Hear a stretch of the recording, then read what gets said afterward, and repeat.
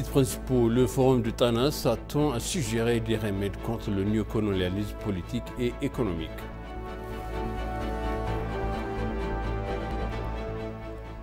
Les sénateurs américains critiquent l'administration Biden d'avoir identifié un groupe terroriste et un gouvernement légitime.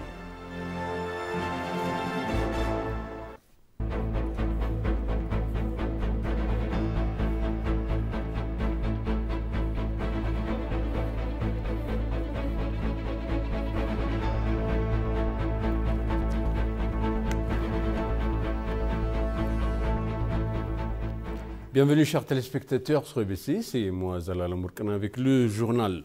La présidence alors Zodé a reçu dans son bureau Sophie Rayson-Jones, princesse de Wessex qui voyage en Afrique et a discuté des diverses questions humanitaires. Ils ont discuté de l'accent mis par la princesse sur l'éradication de la cécité évitable, la prévention de violences sexuelles pendant la guerre et les rôles des femmes dans la paix et la sécurité. Les informations que nous avons reçues du bureau du président indiquent que la présidente a déclaré que les efforts de la princesse sont louables et que l'Éthiopie prête l'attention à ces questions humanitaires.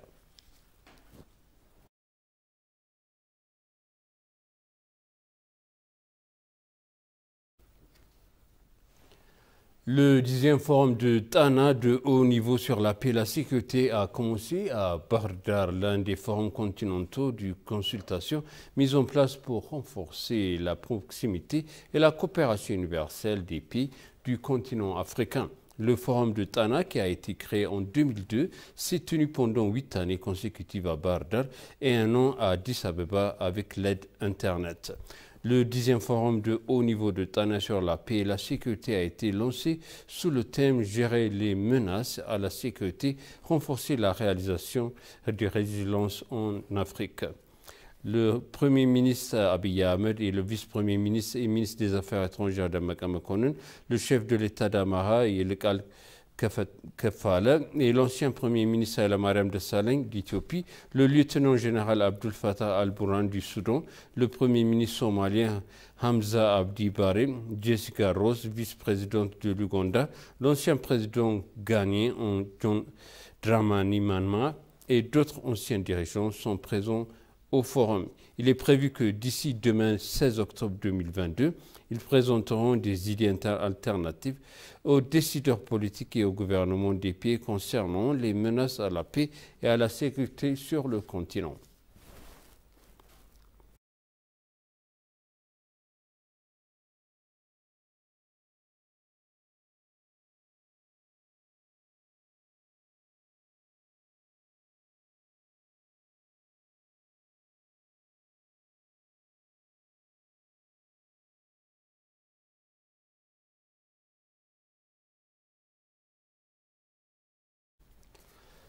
Le forum de Tana, qui tient chaque année sur la base de directives de l'Union africaine pour des solutions africaines aux problèmes africains, a été lancé hier.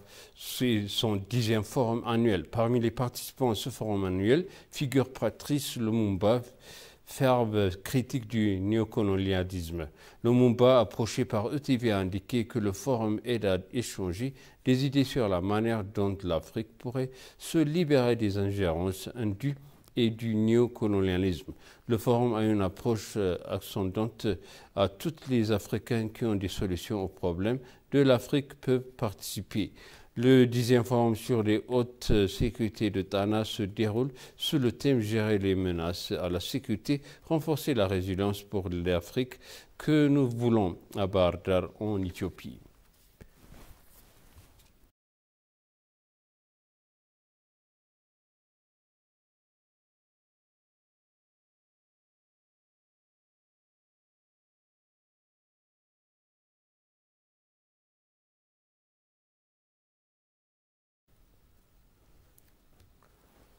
Le ministre des Affaires étrangères Dammaka Mekonnen a rencontré l'envoyé spécial américain pour la Corne de l'Afrique, Mike Hammer, dans son bureau Hier, au cours de la discussion, Damaka a réaffirmé l'engagement du gouvernement à une résolution pacifique du continent dans le nord du pays. Pour sa part, Mike Hammer a déclaré que les États-Unis continueraient à renforcer leur soutien aux pourparlers de paix menés par l'Union africaine. Les partis ont également échangé de vues sur la nécessité de renforcer davantage les relations bilatérales entre l'Éthiopie et les États-Unis.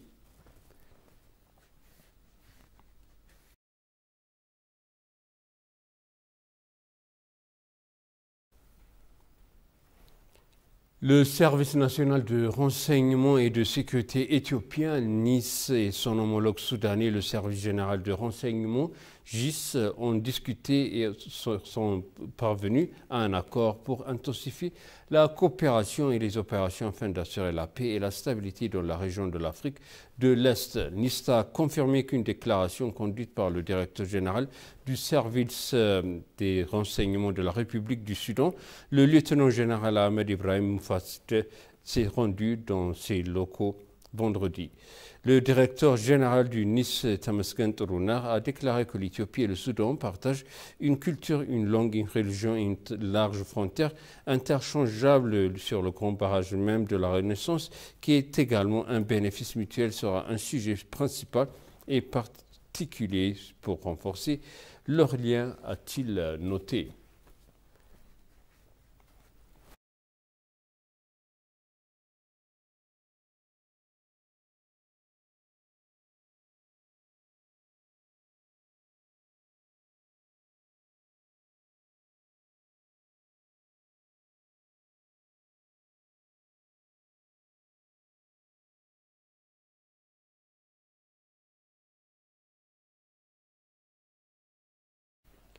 Les membres du Congrès américain ont critiqué l'administration Biden pour avoir assimilé un gouvernement légitime élu au terroriste TPLF. Les sénateurs ont déclaré qu'ils déploient des efforts pour intégrer l'Éthiopie à AGOA. Cette remarque est intervenue alors que les Éthiopiens résidant en Amérique, en Virginie, célébrant la journée annuelle de l'Éthiopie. S'exprimant à cette occasion, le sénateur Mark Warner a déclaré que l'administration Biden devrait abstenir de mettre le gouvernement légitime avec le terroriste TPLF. Les membres du Congrès, dont Beyer a apprécié les efforts du gouvernement éthiopien pour résoudre le conflit par des pourparlers de paix. Il est bon à rappeler que l'Éthiopie et l'Amérique ont plus de 100 ans de relations de longue date.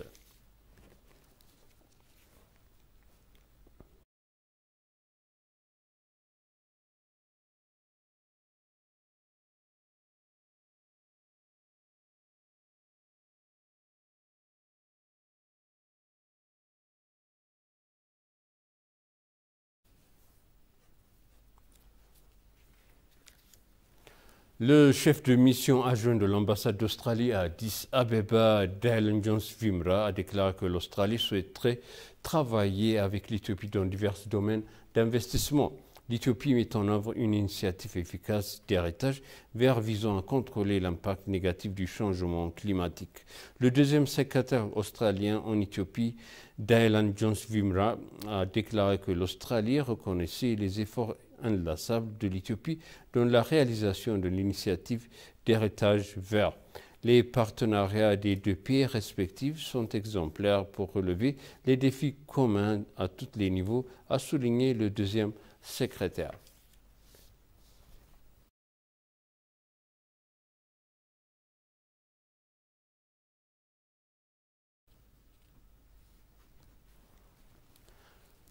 Le ministère des Affaires étrangères d'Amaka Mokonnen a rencontré Katja Kuhl, ministre d'État du ministère fédéral des Affaires étrangères de la République fédérale d'Allemagne. Les deux parties se sont engagées à intensifier les relations bilatérales entre l'Éthiopie et l'Allemagne. Damaka a déclaré que l'Éthiopie s'est engagée à trouver une solution pacifique au conflit dans le Nord. Il a dit que le rapport de l'ISHREE est politiquement motivé et biaisé. Selon Kael, l'Allemagne soutient le processus de paix pour mettre fin au conflit dans le nord du pays.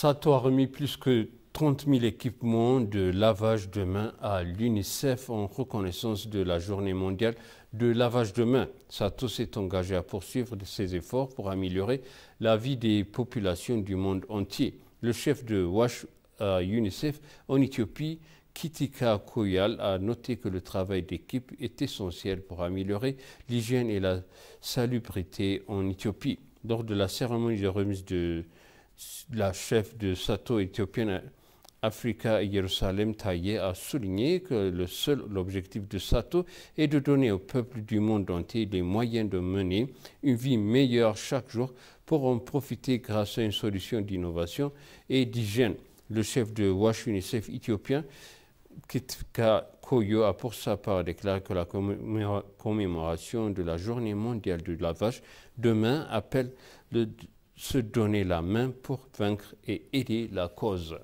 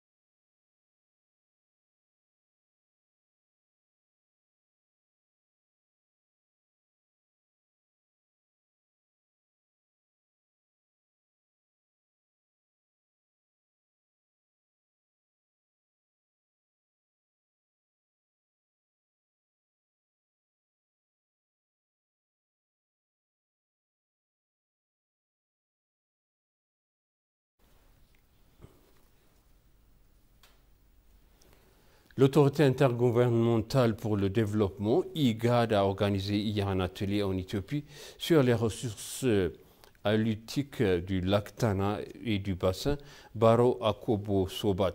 Une étude menée sur l'évaluation du bassin socio-économique et des capacités des pêcheries dans le bassin du lac Turkana et le Baro Akobo Sobat a été présentée lors de l'atelier et discutée en profondeur.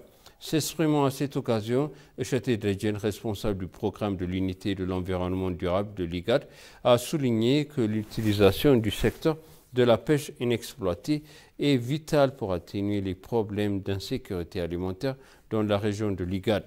Echete a souligné les finances inappropriées, le retard d'instabilité, entre autres, et les principaux goulots d'étranglement du secteur de la pêche.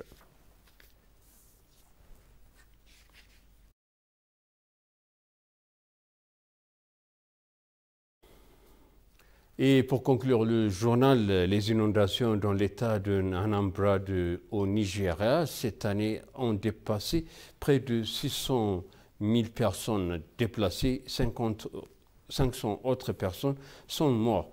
L'Agence nationale nigérienne de gestion des urgences a déclaré que l'augmentation de précipitations et le déversement de l'excès de l'eau d'un barrage au Cameroun voisin ont contribué aux inondations. Le président nigérien Mohamed Boubrahi a déclaré qu'il s'agissait du pire inondation observée dans le pays, le niveau de l'eau étant environ un deuxième plus élevé de celle qui a été apparue il y a 10 ans.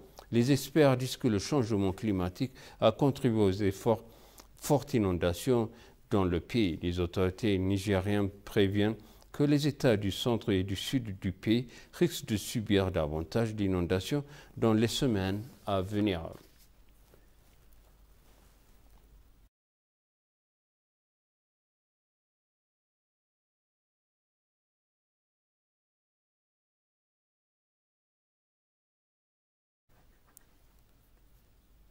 Et maintenant, je rappelle les titres principaux. Le forum de Tana s'attend à suggérer de remettre contre le néocolonialisme politique et économique.